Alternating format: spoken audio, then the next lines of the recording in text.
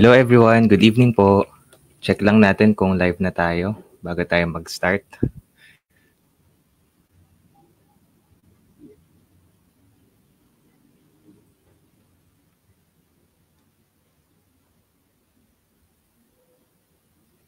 Yan, 2 minutes na lang po bago mag 7 PM kaya inopen na rin natin yung live.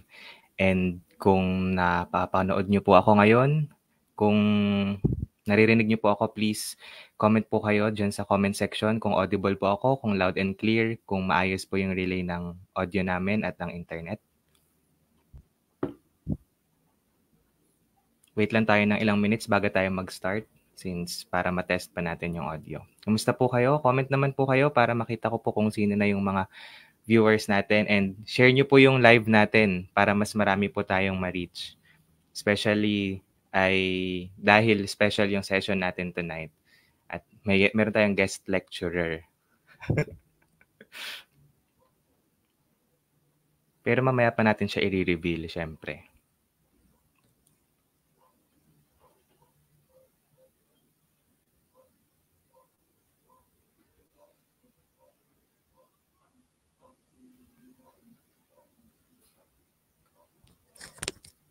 Sige lang. Ayan, marami na tayong viewers. Comment kayo guys. Naririnig niyo po ako? Audible po ba tayo?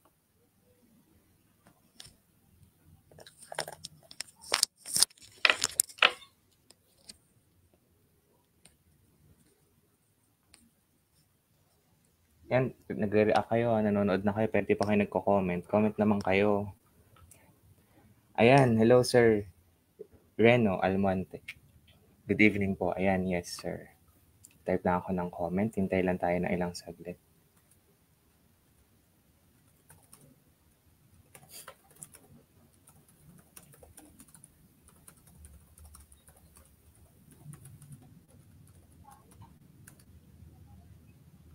Salamat po sa sa pag-abang. Inaabangan nyo ba to? Marami mga nag-comment, marami mga nag-react nung pinost ko yung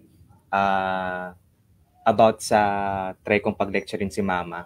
And sabi ko naman sa kanya, mag-lecture siya. And pumayag naman siya. And since ngayon ay holiday dito sa Nueva Ecija, ayan, medyo tumila naman na yung ulan and okay naman na yung signal ng internet natin. Kaya ayos, tayo ngayon. Bago tayo pala magsimula, this is actually a free grammar lesson for everyone. So kahit sa mga estudyante po, kahit sa mga hindi naman teacher, kahit sa mga hindi naman magte-take ng let, ay pwede nyo pong mapanood at pwede po kayong makinabang kasi mai-improve din naman yung English skills nyo po dito. Pero bago lang po yun, gusto lang po nating ipakita dito yung schedule natin for private let coaching sa mga let takers na nanonood po ngayon.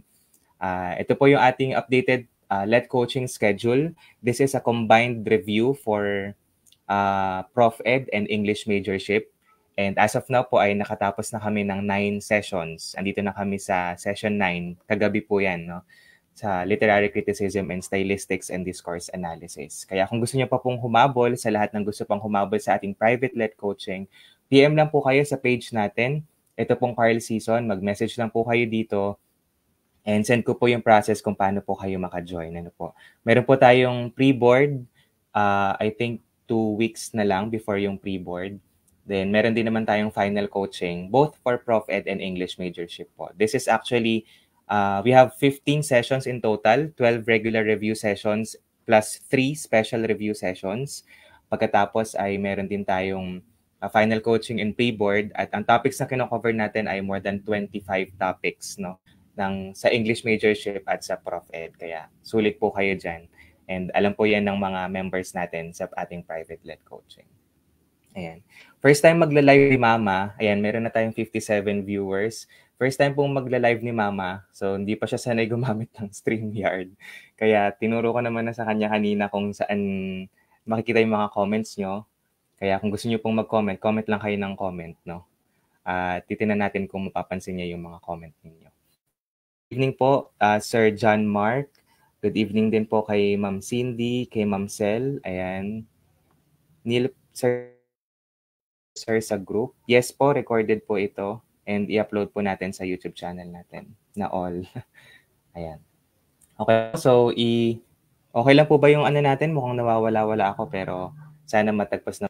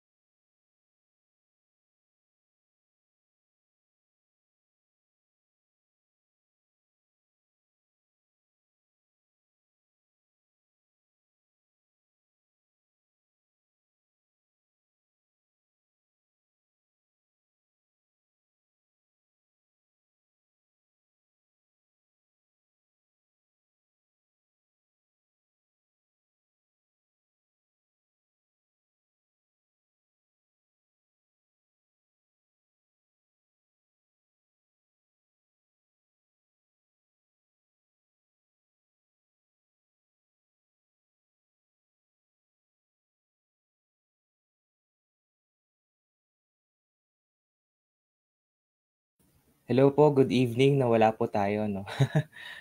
Pero buti hindi po kayo nawala. Lagi naman akong babalik pagka nawala.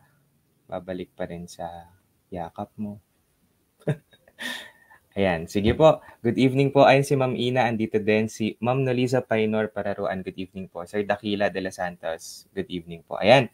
So, ipapasa ko na kay Mama yung platform and mag-start na po siyang mag-review. Ang topic po natin for tonight ay subject-verb agreement. Ano po? And open po to para sa lahat.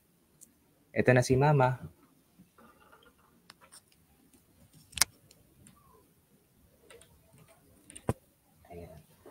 Ayan. Okay na ba ito, anak?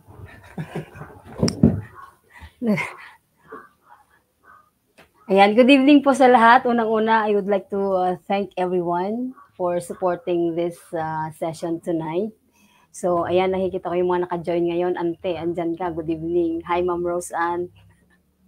Ayan, I hope, ang totoo ay hindi ko alam kung anong pumasok sa, anak, nawala naman yata yung PowerPoint.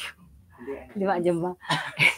O ano pumasok sa isip ni Carl kung bakit kailangan niya akong isang ano po dito. Pero I hope this session would be fruitful for everyone. Yan. So, start na po tayo. Ano pipindutin ko?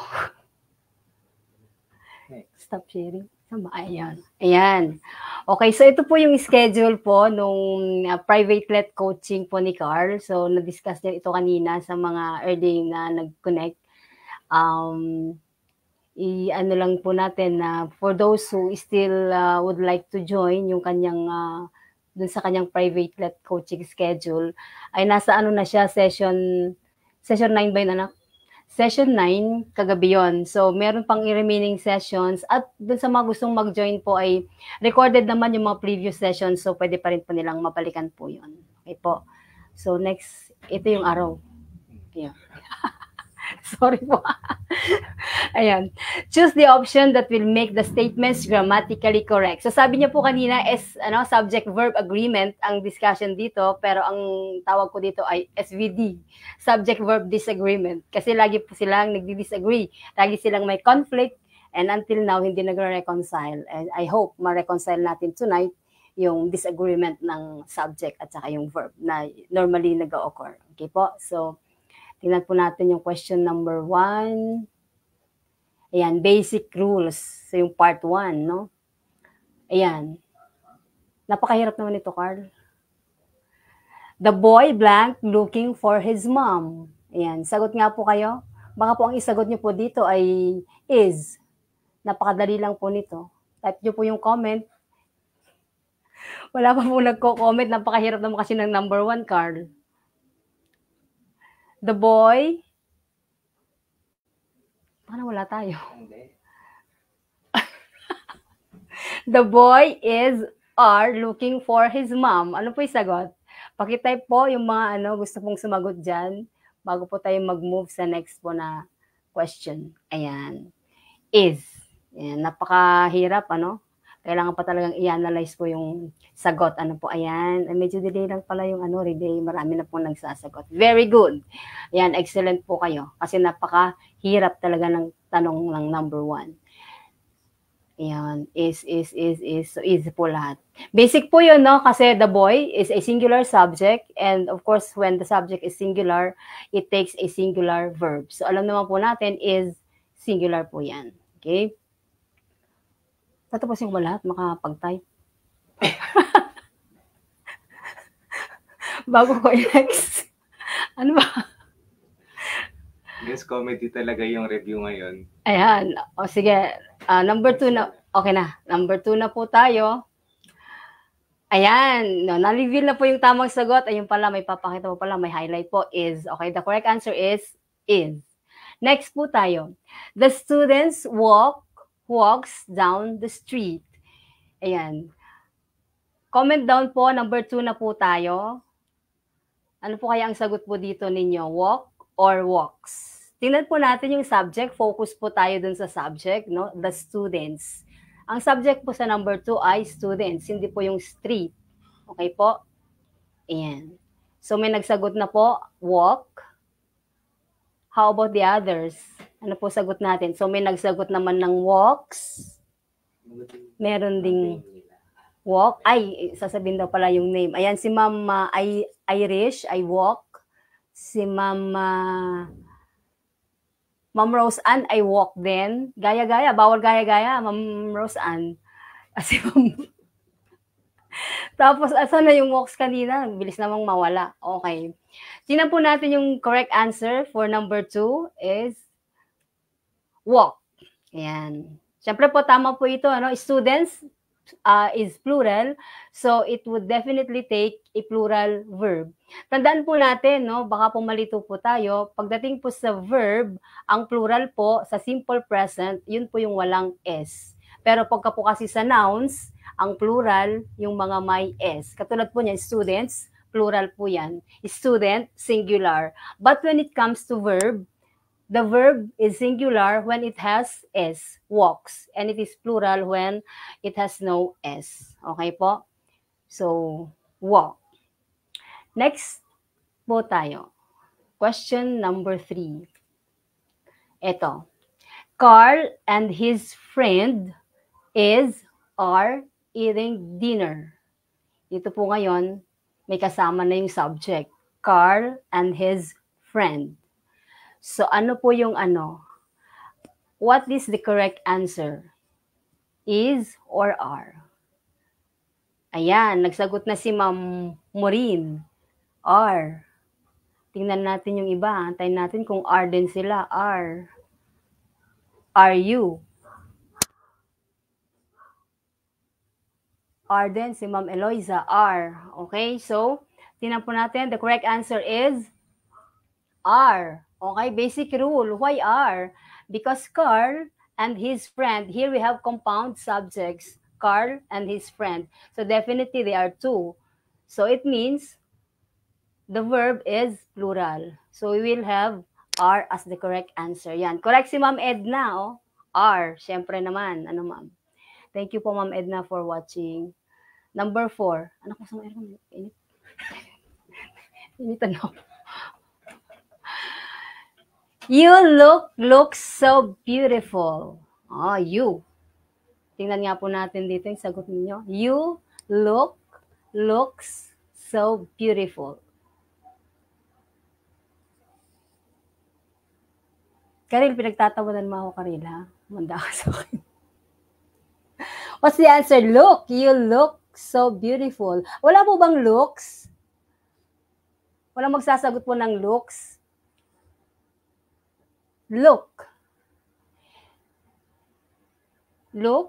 You look so beautiful, mommy. Yan, meron nagsagot po dito ng looks. Yung look, yung you po na pronoun, lagi po ba itong plural ang kanyang verb?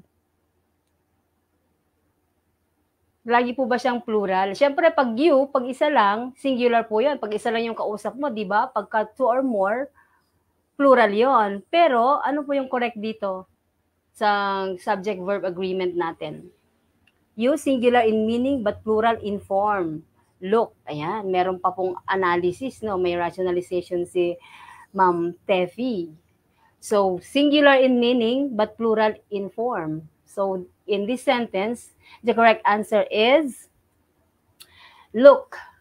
You look so beautiful. Okay? So, yung you po kasi is generally, tinitake po niya ang plural verb. Whether in the context, it is singular or plural.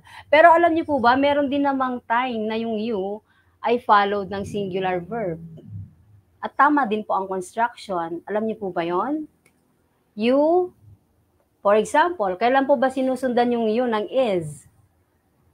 At tama pa din. Meron po kasi tayong cases din na gano'n. Although generally, yung you is always plural. Generally po yun.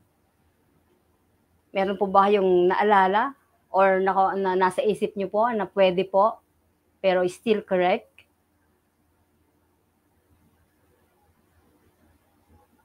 Sige nga po, tama po ba pag yung you sinundan natin ng is? Pwede ba nating sabihin na you is and is still grammatically correct? Comment po kayo. Tama po o mali? Pwede rin naman bang sundan ng is yung you? Are there cases or instances?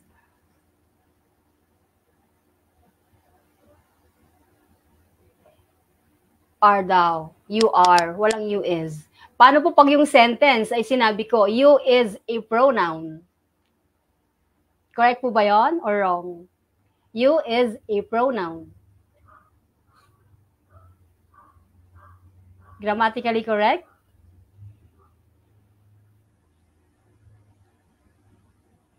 What can you say? Tinan nga po natin yung comment nyo. Agree po ba kayo doon? You is a pronoun? Yan. Correct. Grammatically correct because in that sentence, you are referring to the you word or you pronoun itself and not to its referent. So pag sinabi natin you is a pronoun, you is a three-letter word, tama po yon yung construction niya. Because you there is used as a subject but it doesn't refer to its referent but to the word itself. So yung mga ganun pong cases, grammatically correct po yon na yung you pwede rin siyang sundan ng singular verb. Yan. Okay, so nag-agree po tayo. Tama rin po bang sabihin natin yung are you agree? Marami po kasi ako naririnig kung minsan tinatanong nila yung mga listeners nila, are you agree? Tama po ba yon? Yan. Next po tayo, number 5. Which of the following is grammatically incorrect? So we are looking for the incorrect sentence. Okay po? So letter A, I have so many things to do. Anak, naka-ano ba yun? Aircon.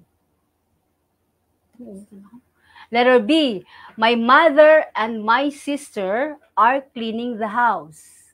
Letter C, you was doing your assignment when I saw you. My mother and I are going to the mall. Napakahirap naman, Carl, ng number 5. So, may nagsagot na po dito. Una, letter B. Then, C. Ano yun?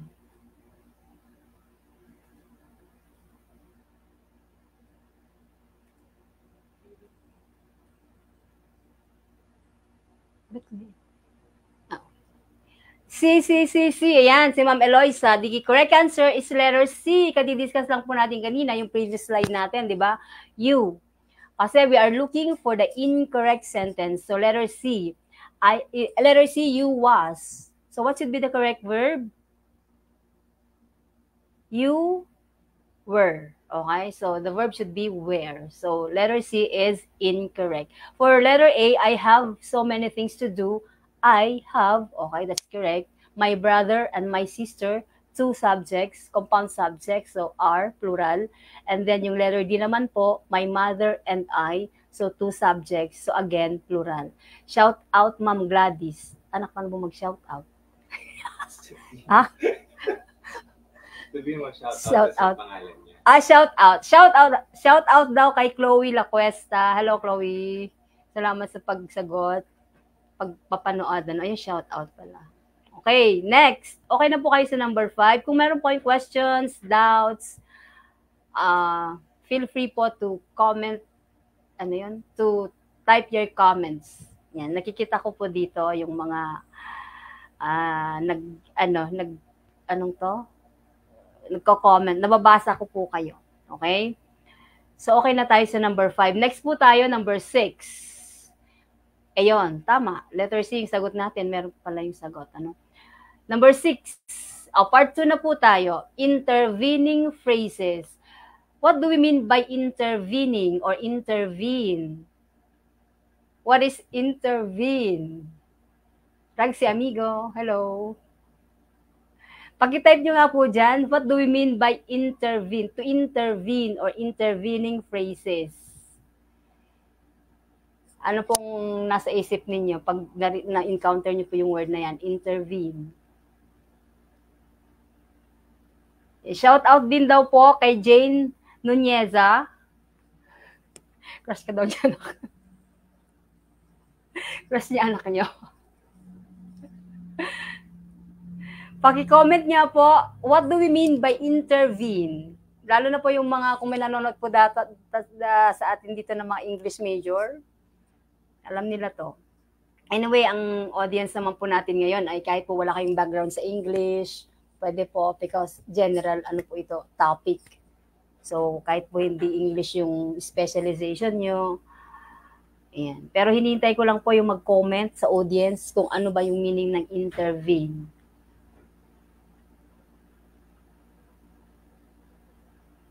Ayan. Shout out din daw po kay Mami Eunice. Hi, Eunice. Hi, Karil.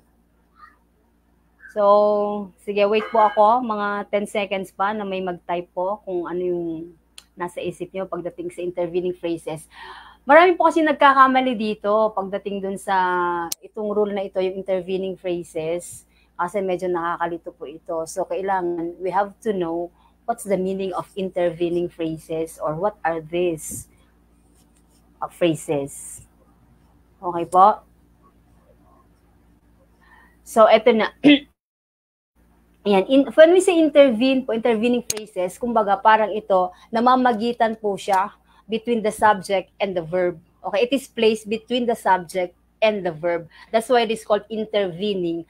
But actually, it has nothing to do with the subject. It doesn't affect the number of the subject.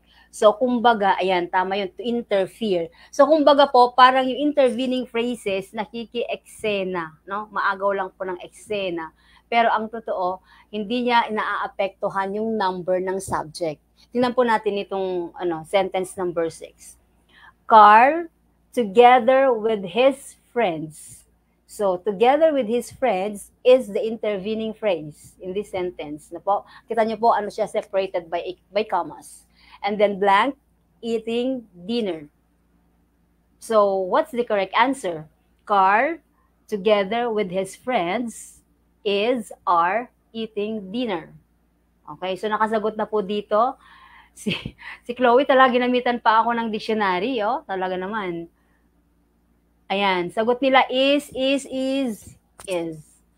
Correct.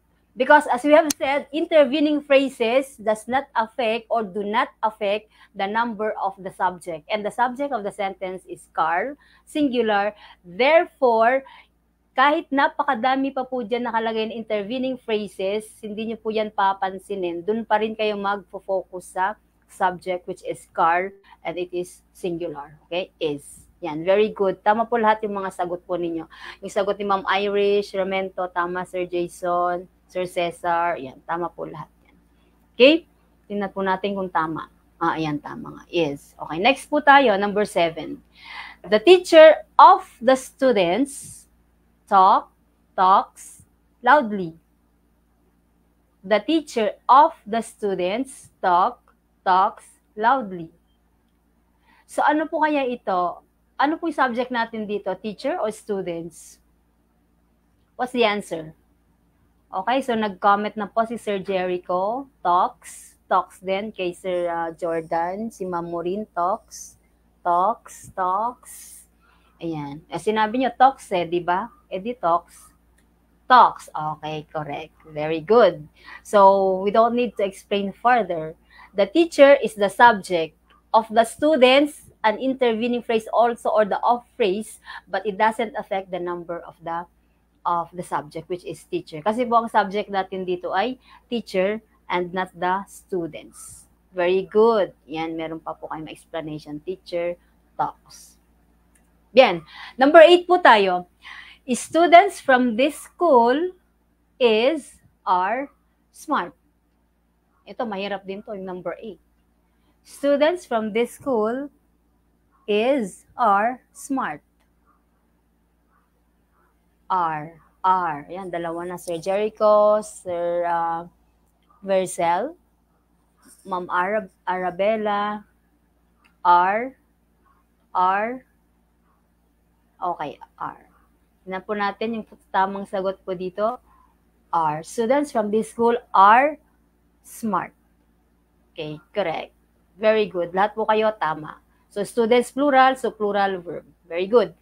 Next, which of the following is grammatically incorrect? Ayan. So, incorrect na naman po ang hinahanap po natin. Okay. Letter A, his pencils, including his cute eraser, are missing. Letter B, my teacher, as well as my parents, is waiting for me. Letter C, the colors of the rainbow are wonderfully arranged. And letter D, a bouquet of flowers are extremely expensive. What is the incorrect sentence? We are looking for the incorrect. Okay? So your answers, letter D. Okay, all D. Ma'am Catherine, D. Ma'am Mavel, D. Sir Jericho, letter D. So, unanimous ang sagot po ninyo, letter D lahat. So, we'll check. The answer is letter D. Okay? Because our subject here is bouquet. And bouquet is singular. Although it is followed by of flowers, the flowers or the word flowers has nothing to do with the subject bouquet. Therefore, the verb should be is. A bouquet of flowers is extremely expensive. Okay, very good. Next po tayo, number 10. Ay, part 3. Ba't 9 lang ba yung ano? Part 2, 9 lang? 9 lang ba yun? Part 3. Either or, neither nor. Ito po yung correlative conjunctions. They come in pair. Okay? So, tingnan po natin. Either blue or yellow are his favorite color. Sige, medyo nagdi-delay yung responses. Ano po? Sige po. Either blue or yellow are his favorite color. What's the answer? Okay, is kay Sir Cesar, is, ano ba yung pangalan yung naka-comment? Kunyari, pangalan din yung kina-comment niya. Ganun. Okay. So, is, thank you po sa pagtatag. Ganun pala yun. Salamat po sa pag-share. Yan. Sorry po ano po ako ano bang generation ako, hindi po ako sa technology. Yan. Hi, Joe. Thank you for answering. Okay, so tingnan po natin, answer reveal tayo. Either blue or yellow is. Okay? So, tingnan natin yung next. Mamaya natin i-discuss yung rule natin dito. Neither the students nor the teacher blank what's going on. Know or knows. Neither the students nor the teacher knows what's going on. Okay, so may nagsagot na dito ng no. Tignan natin. May nagsagot din ng knows. Nako, sabi ko na nga ba talaga, may conflict talaga yung subject-verb, no? Magkaiba ngayon dito yung mga sagot natin. Knows. Okay, knows. Ma'am Mavel knows. Ma'am Jesseline knows. Sir Marvin, no. Yan. Intayin po natin yung iba na mag-comment din ng kanilang sagot. No ba ito o knows? Yan. Ma'am Jo, knows. Sagot ni Joshen, yan Jo, ano? No naman si Ma'am Catherine. Ayan, sabi ko na nga ba, di ba talagang yung subject-verb disagreement. Kasi dito, hindi tayo nag-agree ng mga sagot. Tingnan po natin, ha? Pero okay lang po because we know yung mga audience po natin dito ay talagang baka wala namang background sa English structure. Okay lang po yun. We are all here to learn. Nobody's perfect. Okay? So, tingnan po natin yung tamang sagot dito. Ako din, di ko alam ano ba ito na nose. Ayun, nose. May explanation ba ito sa dulo? I-explain ko na. Wait lang po Ayan. Mamaya na lang. Sige. Okay, so ito po nose. Bakit po nose? Yung pong rule kasi dun sa correlative conjunction na neither nor or either or, yung basic rule po natin doon ay the subject that is nearer to the verb will agree with the verb. So yung sinabi po nating nearer is literally nearer to the verb. So ano ba yung nearer dito na subject? Students or yung teacher? So definitely po, the word teacher is nearer to the verb. Okay? Kasi yung blank kasunod na agad, yung teacher kasunod na agad yun ng verb natin. So teacher is singular. Okay? While the students, plural. So our answer is knows because based on the rule, the subject that is nearer to the verb, okay, will agree or agrees with the verb. So the teacher knows what's going on. Okay, so yun po lagi tatandaan po natin. Pag nakita po natin yung dalawang conjunction po na yan, neither or, neither nor, I should say either or, yan po, ang lagi nating titingnan, yung kalapit sa verb, yung malapit sa verb na noun. Doon po siya mag-agree. Huwag nyo na pong papansinin yung nandun sa una para pwede kayo malito. Okay? Yan, proximity rule. Tama po yun. Okay. Next po tayo, number 12. Either banana or apples fills the basket. Okay, either banana or apples fills the basket. Yan. So, sagot natin dito ay, ayan, again, titingnan po natin, mas malapit siya dun sa verb. Yun po yung i-consider natin na number at dun po natin i-agree ang ating verb. Okay? Ano po ba? Which is nearer to the verb?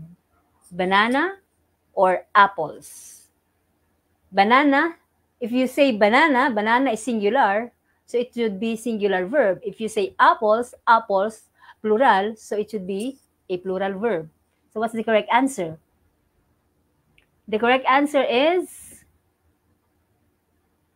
since apples, tama po, sama si Ma'am Juliana, apples is the subject nearer to the verb. So we will agree, or the subject must agree with the number of apples, which is in plural form. So the correct answer is fill. Yan. Fill. Marami na po nakatama. Okay? So wag po tayo malilito doon, tatandaan po natin. Titinan nyo lang po yung malapit doon sa verb. At yun po yung titinan ninyo. It's simple. Basically, generally, okay, in English, when the noun has S, it is plural. Generally po yun Hindi ko po sinasabi na alam nyo naman when it comes to language, there is no definite rule. There are always exemptions. Okay? So titinan nyo lang. Pagka plural siya, okay, plural verb. Okay, next. Number 13. Down na po tayo. Malapit na po tayo sa kalahati. Okay? Which of the following is grammatically incorrect? So this time again, we are looking for the wrong, okay, incorrect construction. Letter A. Neither the girl nor the boys are in danger. Letter B. Either the spoon or the fork is missing. Letter C. Either the papers or the book fits this space. D. Neither the mountains nor the sea watch over me. Okay? We are looking for the incorrect sentence. Okay, answers. So, may mga nagsagot na po dito. Ma'am Mavel, letter D. Ma'am Rayleigh, letter D. Ma'am Maureen, letter D. Letter D. Ma'am Arabella, D din. Okay, Sir J, letter C. Ma'am Eloisa, letter D.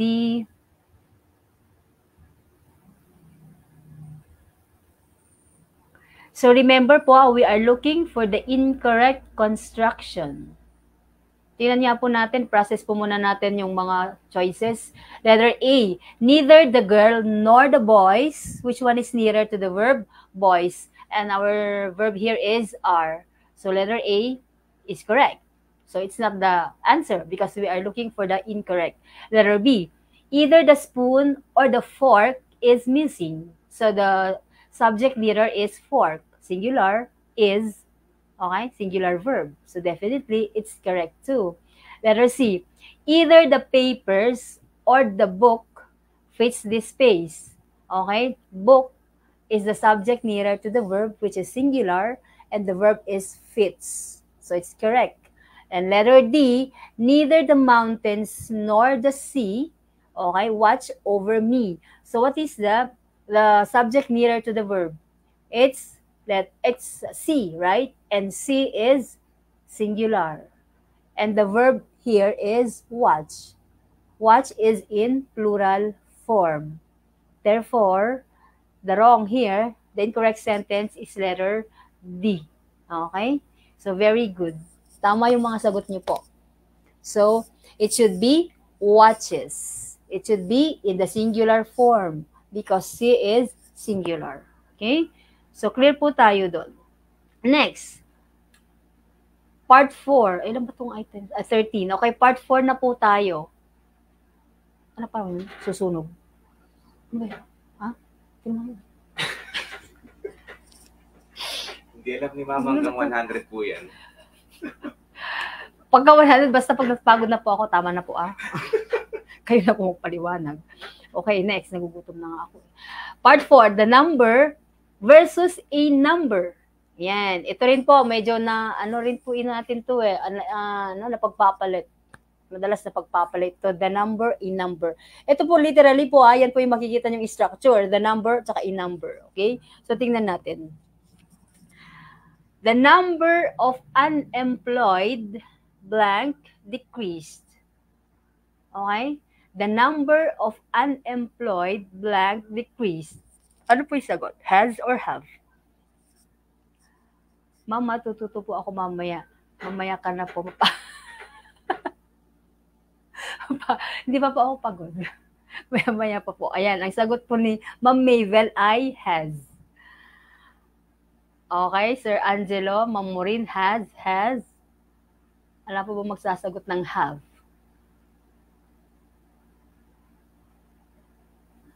Okay, has then. Ma'am Kylie, Ma'am Jaira, Ma'am Jaira na siguro to na delay yung kanyang comment.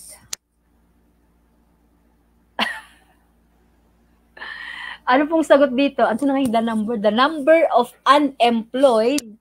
Tingnan po natin, i-reveal po natin yung sagot ay has. Has po, singular. Okay? Huwag niyo pong pagbabalik rin yan. Ang have naman ay plural. Okay? Pero alam niyo po ba, nalilito na po ako dito sa dalawa na to, has at saka have. Kasi alam niyo po ba, nagtuturo po ako ng Spanish. Sa Spanish po kasi meron ding has, pero walang have. Pero yung has, ginagamit siya sa second person, sa you. Okay? So, parang plural siya, sa English yan has. Minsan, napag-i-interchange ko po yan. So, yun lang po yung sometimes disadvantage of learning another language. Talagang naaapektuhan po even your pronunciation, saka yung sa mga structure pagka po sa salita na medyo nalilito minsan yung mind ko pagka nag-switch po siya ng code. Okay, so the number of unemployed, ito po kasi pag sinabi natin the number, we are referring to the literal number itself. Parang kumbaga figure, the figure. So, kumbaga po, kung dati po ang number ng unemployed ay, let's say, 1 million, so ngayon, 999,000 na lang. So, nag-decrease yung number mismo. Pinag-uusapan natin dito, the quantity. So, ang sagot natin dito ay has. It is singular. Okay? So, saan nyo man po ma-encounter yung expression na yan, yung structure na yan, the number, always think po, lagi yan ay singular. The number po yan, singular. Okay po? Yan. Tama po kayo, the number, singular. Okay? Next po tayo. Ito naman, a number. So, kung makikita po natin, parang pareho lang yung, may similarity yung sentences, no? A number of unemployed looks for stable jobs. A number, this time a number. Okay, so ang sagot nila dito, look, may nagsagot din ng looks, may nagsagot ulit ng looks, meron ding look, Ma'am Mavel look, Ma'am Joyce Ann looks, Ma'am Verzel, Ma'am or sir, no, look. Hindi ko natatakpan po kasi yung yung profile picture niyo. Sorry po Okay, so ay no, hindi ko makita eh. So, paano ba? Ayun. Ay, pwede na palang ilipat. Kanina pa akong hirap. Okay. A number of unemployed. Kanina po, yung the number, yan po, balikan ko lang, singular po yan. Dalawa lang po itong structure na ito, tinatackle natin, no? The number at saka a number. Okay? So, yung a number of unemployed, tingnan po natin yung tama nating sagot. Look. Look. Okay, so look po yung tamang sagot, plural. Because, yun pong expression na a number, ang ano lang po niyan ay para lang siyang substitute ng many. Okay? A number. Marami. Di po ba pag many, plural. Marami po di ba? Plural. Unlike po yung the number, you are referring to the amount itself, the literal figure po kasi on the number, kaya singular. So, tandaan po natin the number, singular, a number, plural. Okay? So, the correct answer here is look. Mas marami rin akong viewer car. Jaira, mag-recruit ka pa yung mga viewers ko. Sumagot ka, Jaira. Ito, Jaira, sagutan mo to number 16. Which of the following is grammatically correct? Ayan, salamat naman. Correct na ngayon na hinahanap natin. Kanina pa kasi puro incorrect. Ewan ko ba ba't kailangan nating hanapin yung incorrect? Di ba dapat laging yung tama lang? Okay, letter A. The number of respondents are 100. B. A number of students has raised the matter. C. The number of teachers who agreed was 24. D. A number of children has passed the test. Ano yung sagot? We are looking for the correct construction. Okay? Correct sentence po. The number of respondents are, process po muna natin. So may nagsagot na po dito. May nagsagot ng C. May nagsagot ng D. Jaira, anong sagot mo? May nagsagot ng B, C, B, C, D. Ay, ang dami. Iba-iba. Ito. Magkatalo-talo na tayo dito. C, C, Ma'am Jesseline, letter C. Titinan yung mabuti po yung tanong Correct. Hindi na po tayo sa incorrect. Hindi na po incorrect yung hinahanap natin ngayon na correct. Okay? Which of the following is grammatically correct? So, i-process po muna natin yung choices, no? Yung letter A, the number. Ano na nga po yung the number? Pag sinabi natin the number, laging, ano yung verb niya? Singular. Ano po yung verb na nakalagay sa letter A? R. R is plural. Okay? So, yung letter A, ano natin yan? X. Eliminated. Hindi siya yung hinahanap natin. Okay? Letter B. A number of students has raised the matter. A number. When we say a number, ano na po ito? Singular or plural? Okay? Plural. Plural verb. But look at the verb. We have here, has raised. Di po ba yung has kanina ay singular? Okay? So, yung letter B, X ulit, hindi siya yung hinahanap natin because it's grammatically incorrect. We are looking for the correct construction. So, ang natitira na lang po ay C and D. Tingnan po natin yung letter C. The number of teachers who agreed was. Okay? So, yung the number, singular po yun, no? We are looking for the number. We're referring to the literal figure. Okay? So, yung verb po natin dito ay was. Nasa past tense po siya, pero singular siya. 24. Okay? Tingnan pa natin yung letter D. A number. Ayan, a number ulit. What should be the verb? Pagka po yung expression ay a number, it should be plural. Ano po yung kanyang verb? Has. Singular. Okay? So yung letter D, X din po yun. It's not also the correct sentence we are looking for. So ang correct answer po natin dito ay letter C. Okay po? The number, ayun po was. The number singular. Kasi yung letter A, the number R, okay, plural. So, nag-away na naman po, no? Yung subject and verb dito. And then yung letter B, the same. A number, dapat naman sana plural, naging singular naman because of the has. And then yung letter D, a number, plural then supposed to be has been. Okay? So, wag po kayo malilito doon. Yung has po, singular po yun. Ang plural po nun ay have. Pagka po sa, ano po tayo pinag-usapan natin, sa mga present perfect or simple present. Okay po? Yan, C, may mga nagsagot naman ng C. Majority naman po ay letter C. Okay. Next po tayo. Ay, tapos na naman doon. Parang kakampi lang. Tapos na, 16 lang. 17, okay, so iba po ulit ito, indefinite. Indefinite pronouns. Anyway, dalawa lang naman po kasi yung structure na yun. Then, the number, in number. Huwag po kayo malilito ha. The number, in number. Okay? Indefinite pronouns. Let's answer number 17. Everyone, blank, the pay on time. Everyone, blank, the pay on time. Receive or receives. Comment down your answers. At parang nawala tayo, ano? Ano ito? Ayan. Receives.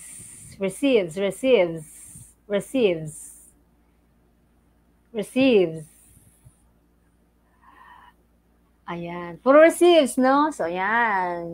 Unanimous po tayo. Tingnan po natin kung receives din. Ang sagot natin dito. Yan. Receives. Tama po. Everyone ay singular. So, it takes singular verb. Receives. Wag po ulit kayo malilito. A singular verb normally in the simple present has S. Okay? So, yan. Tama po lahat. Walang mali ngayon. Lahat kayo tama. Okay, next. Ito po kasi yung clues natin, singular indefinite pronouns. So when you encounter these expressions or words in a sentence or in a statement, so lagi po nating tatandaan, singular po sila. Generally speaking. Okay, generally speaking po tayo. Anyone, anybody, anything. So pag nakita niyo po yan, singular. Anyone is allowed. Anybody is allowed. Okay? Anything is accepted. Na ganon. Okay? Everyone, everybody, everything. So, meron po tayong pattern, di ba, yung pinaka-root natin. Everyone, everybody, everything. Someone, somebody, something. Ayan. Ano pa? No one, nobody, nothing. Each. When we use each, singular. Okay? Each is student. It will never be each students. Tandaan niyo po yun, ha? Each student is. Okay? So, singular. When we use each, it will not be followed by a plural noun. Hindi natin sasabihin each teachers. Okay? Each teacher. Okay? And then, other, another. And then we have less. Ito po yung mga uncountable kasi na mga quantifier natin. So, less, little, much, enough. Okay? Singular po yan. Enough. Less, little. Tandaan niyo po yan, ha? Kasi mga susunod po natin mga examples, gagamitin po natin yan so we can answer the sentences correctly. Okay? Next. 18. We have invited so many guests, but few blank come. We have invited so many guests, but few blank come. Has, have. Tandaan po natin, ha, yung has, singular, yung have ay plural. So, what's the correct answer? Comment down your answers. Matagal din palang mag-review card. 18 items lang ito. Nakausang oras na to. Kaloko. 1 minute lang. Isang item. Have. Few have come. May nagsagot na po dito, Mamorin. Naka-question mark Mamorin, no? Si Ma'am Arabella have, Sir Alex have, Ma'am Eden have, tama ba pronunciation ko ng mga pangalan ni Ma'am Iris have, few plural have, yan, Ma'am Cecilu. Okay. Few. Pag sinabi po nating few, isa lang po ba yon? or mahigit naman sa isa. Okay? So, pag mahigit sa isa, ibig sabihin, plural. So, the answer is have. Okay? We have invited so many guests, but few. Yung kasing few, mas kokonti siya kaysa sa many, pero still plural. Okay? Yan, very good, very good. Tama po kayong lahat. Congratulations. Next po tayo, 19. Hindi pa pala. Meron pa pala ulit. Meron pa pala tayong ano dito. Kasi ganun nauna yung tanong. Ito po, plural indefinite pronouns. Both. Plural po yan, both.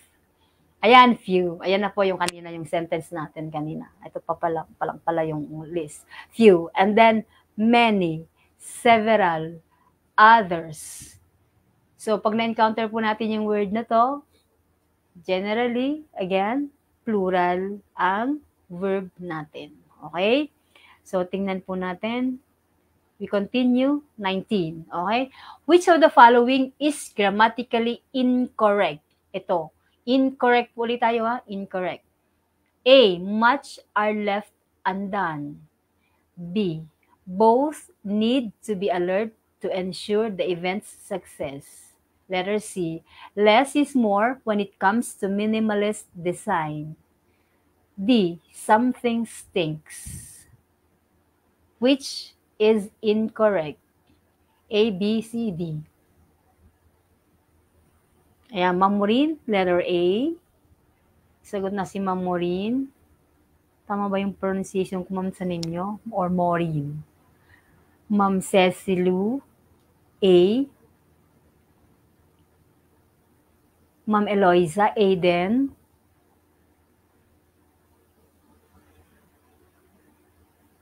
Jesseline, Ma'am Jesseline, A. Ma'am Arabella, A. Ayan, tama, Ma'am Maureen. Okay. So, I pronounce it correctly. Ma'am Iris, letter A. So, puro A.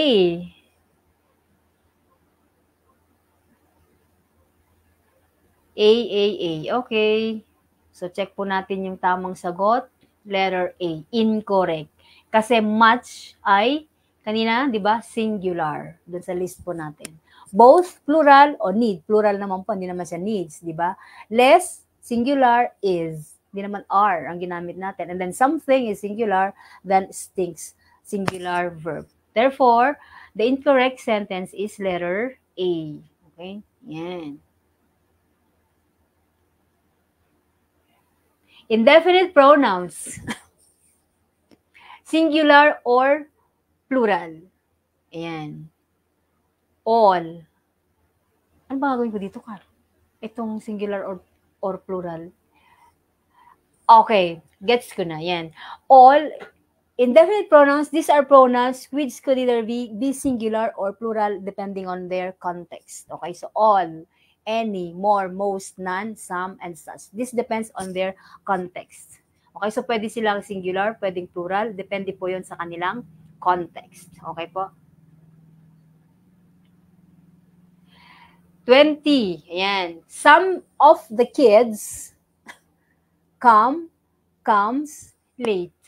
Okay? So, some of the kids comes late. Sagot po tayo.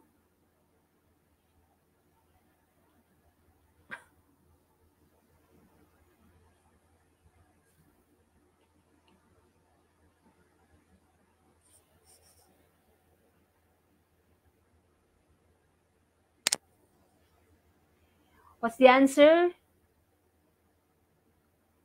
Come, Ma'am Mabel, Ma'am Mark, Ma'am Arabella, Ma'am Catherine, come din, Ma'am Eden, come. Okay, so tingnan po natin, come. The correct answer is come. Why? Because kids, plural, some of the kids. Okay? Hindi naman kasi po pwedeng some of the kid, di ba? Hindi parang part lang, body part na lang yun. Okay? So, ayan, Robinson, nakakonect din. Thank you for connecting and watching. Next po tayo, 21. Yan, we are down to number 21, 4 more. Okay, most of the output, yan, tingnan niyo po ito most of the output needs to be revised. Okay, most of the output needs to be revised. Okay, So, may sagot na dito, Ma'am Mayvel needs. Ayan. Hola, Anstrel. Buenas noches. Gracias por ver. Tú puedes contestar también. Most of the output needs to be revised. Okay, needs, Ma'am Catherine needs, Ma'am Eden needs. Okay. Correct. The answer is singular needs. Why? Because most, although we use most, the off phrase here is output, which is singular, meaning there is only one output. Okay? So, pwedeng essay yon, okay? But majority of maybe the parts, okay, ay kailangan siyang ma-revise. Okay? So, or kaya kung yun man ay isang manuscript, isa lang, na output yon, but majority of its parts, okay, are wrong or are incorrect. So, it needs to be revised. Okay? Pero kung most of the output, yan, singular lang yon, part lang siya. So, singular verb pa rin tayo. Needs. Okay? Yan. Needs, correct. Next, 22. Which of the following is grammatically incorrect? So we are looking for the incorrect again. Okay? Letter A. All of the cake was eaten yesterday. Okay? Ang titinan po natin dito, normally yung kanyang off phrase. Kung singular ba siya or plural siya. Okay? Letter B. Some of the students are active in the class. Letter C. Most of the pie were already thrown to the garbage. Letter D. More students are joining the LET coaching. Comment down po yung sagot nyo. A, B, C, D. Remember, incorrect sentence po ang hinahanap po natin. Okay? Incorrect. So, may nagsagot na po dito. C. Puro letter C. Letter C. Ayan. So, the answer is, since majority naman letter C, o di umayon na tayo. Letter C. Most of the pie. Bakit? Pie lang po yun, di ba? Singular. And then the verb that is used is were, plural. So, definitely, it is incorrect. So, ang sagot natin, letter C. Okay. Next po tayo. Ay, wala na pala. Last na pala yung 22. Kala ko ba 25 to? Review questions. Review tayo. Ito na siguro yung ano na to. We will apply all the rules.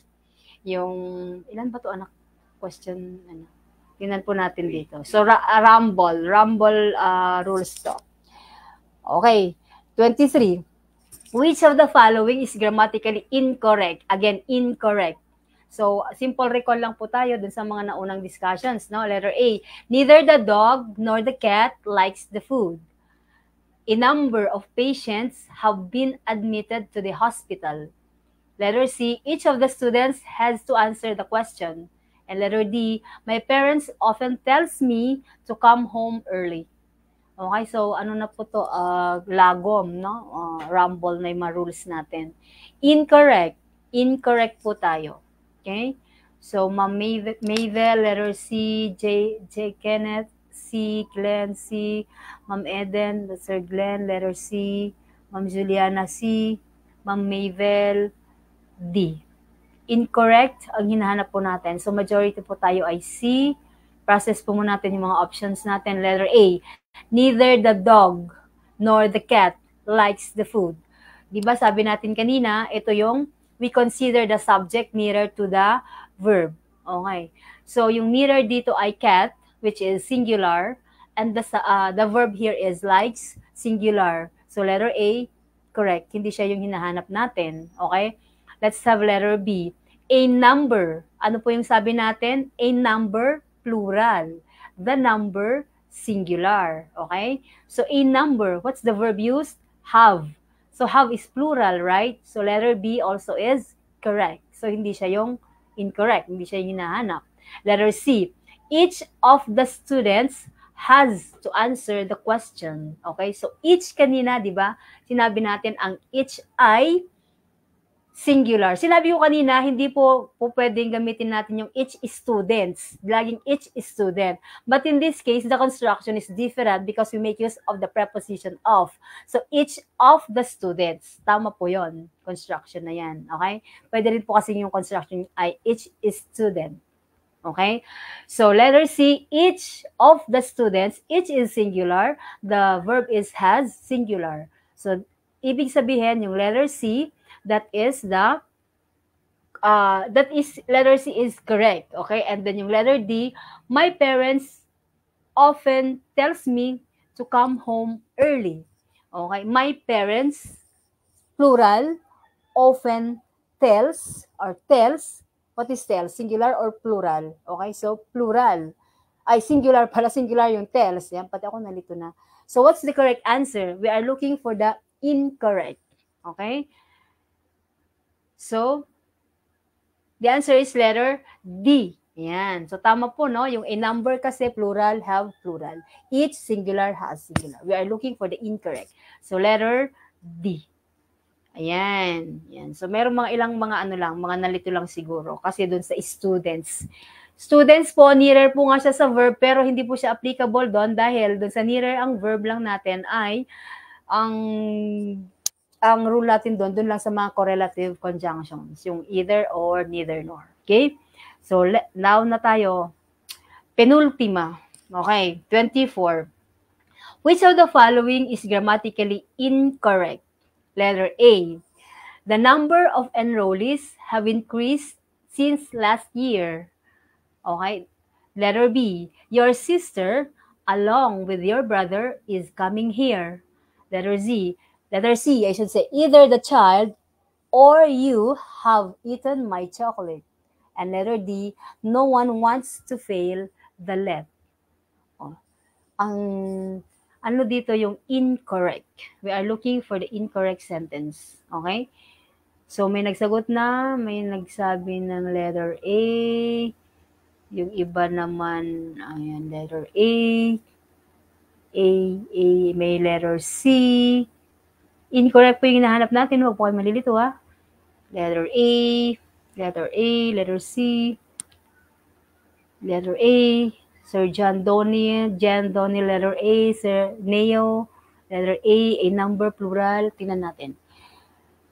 Letter A, the number, okay, of enrollees. Ano na nga po yung the number? Pag sinabi nating the number ay singular. Ano po yung verb na ginamit po sa letter A? Have. Ano yung have? Singular or plural? Plural siya. Okay? So, yung letter A ay incorrect. Pero tingnan pa natin yung letter B. Your sister, along with your brother, is coming here. Ito, yung letter B, makes use of intervening phrase. Okay? Ang sabi natin kanina, ang intervening phrase, may eksena lang yan, but it has nothing to do with the subject. Ang subject natin dito ay sister, singular, at yung verb dito ay singular is. So, letter B is correct. Yung letter C, either the child, ito na yung either or you, okay, have eaten my chocolate. So, what's the subject nearer to the verb? It's you. And sinabi natin kanina, yung you generally ay plural, except dun sa special construction, katulad ng example ko po kanina. Okay? So, letter C is also correct.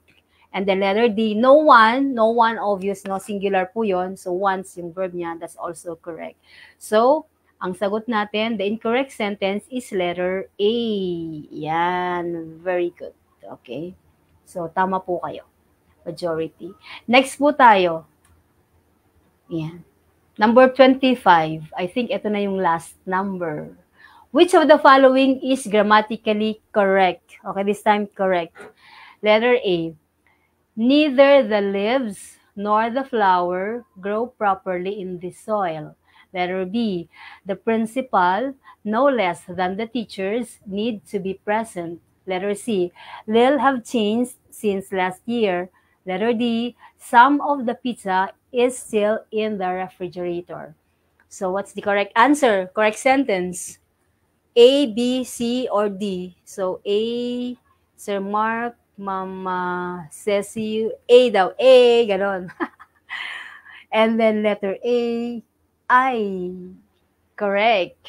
Okay, letter Ma'am Mavel, letter D. Ma'am Maureen, letter D. Correct po hinahanap natin dito, no? Correct sentence. Okay?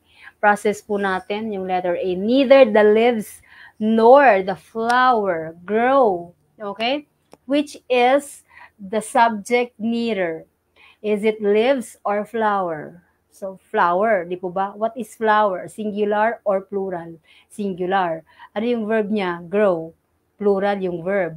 So, definitely, yung letter A ay incorrect.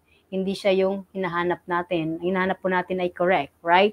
Letter B, the principal, no less than the teachers, need to be present. Ayan. So, no less than the teachers need to be present. The principal is our subject. Okay? Meron tayong intervening no less than the teachers. Okay? So, sabi natin kanina, they do not affect the number of the subject. Ang verb natin ay plural need, principal ay singular. So, dapat sana ay need. So, ibig sabihin letter B ay incorrect. So, it is not the sentence we're looking for. Letter C, Lil have changed since last year. Ano yung kaninang ano natin? Ano yung rule natin sa Lil? Lil ay singular. Okay? Lil, ang subject niya ay Lil, pero yung verb niya ay have, plural. So definitely, letter C is also incorrect. Therefore, siguro naman ang sagot niyan ay letter D. Ayan. Yan yung correct. Why? Some of the pizza. Okay, so pizza singular. Okay, some of the pizza ay part, no? Dun nung pizza is still in the refrigerator. So singular, singular verb. Yan, very good. So marami pong nakatama. Letter D, the correct answer. Okay po? Next. Ay, ayan. Tapos na po pala tayo. End of review. So, ayan po, tapos na po. Sana po natuto po kayo. At thank you po sa mga pag-connect nyo, pag-attend. Yan, kay Ma'am Rose Ann. Hi, Ma'am Rose Ann, Dr. Rose Ann, Curioso. Salamat po sa pag-promote nyo din, pag-share nyo sa mga link. Kay Ma'am Edna, yan. Kay Ma'am Josie. Sino pa ba yung mga nakita ko dito ng mga teachers na mga nakakonect din kanina? Ma'am Norisa Loante. Ma'am Pajernos, ayan. Hindi ko nakita kasi yung mga iba. Hola Anstrel, Teecho de Menos también. Gracias. Yan. Thank you, Anstrel. Hello po, maraming salamat po sa pag-connect sa ating free let review session. Favorite niyo na ang mama ko. Salamat. Kailan kaya ulit siya mag-guest sa atin? Di na mauulit. Again, ito po yung ating private let coaching schedule para sa mga gusto pa pong humabol sa ating intensive let coaching. So, nakaka 9 sessions na po tayo, pero lahat po ng session ay recorded. Kaya kung gusto nyo pa pong humabol, kung meron pa kayong mga kaklase or friends na gusto nyo pong i-invite na isama o i-refer sa ating private let coaching, sabihin nyo lang po sa kanila na mag-message po dito sa ating Facebook page. No?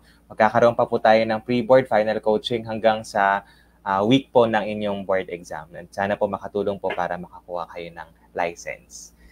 Ayan. Gracias daw, ma. Gracias. Gracias. Sabi ni Sir Alex. Ayan, de nada. Ayan. Gracias. Thank you so much po. Ayan. Next po natin ay paano magalit sa anak in Spanish. Ayan. Si mama po ay foreign language teacher na sabi niya kanina, Spanish. Nagtuturo po siya ng Spanish. We always communicate in Espanol. One of my Hi, Ma'am Jane. Hello po, Ma'am. Ma'am. Ayan. Okay. Thank you so much po. Bye-bye po. Till next session po ulit. Yes po, i-upload po natin sa YouTube channel po natin ito. Ayan, sabi ni Ma'am Joyce and Flores. Opo. I-upload po natin to sa YouTube channel natin soon. Thank you so much po ulit. Again, this is Carl Season and this is my mom, Gladys Season. And till our next review session with my mom. Again? Bye-bye po. Mag-aaway na kami. Bye-bye na, guys.